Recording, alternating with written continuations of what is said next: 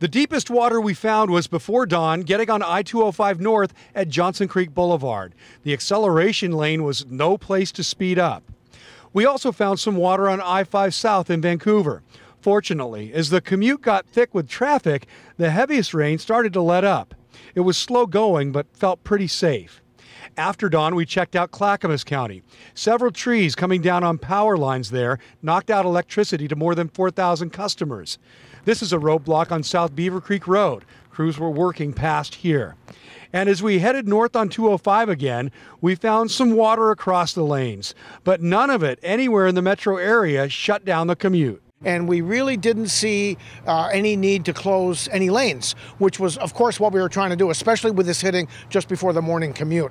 We made a real effort to try to keep the roads clear before the morning commute, and I think it was either the rain or it was our work or a combination of both that things went fairly well. By mid-morning, it was bike riding along Southeast Division.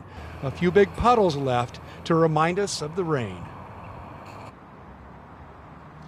Now, PGE still has some work to do. They've got almost 3,000 customers still without power in Clackamas County, a couple hundred in Multnomah County, about 700 in Washington County. So those crews are going to be busy. Hey, at least they hopefully have a little bit of sunshine to work in for the rest of the day.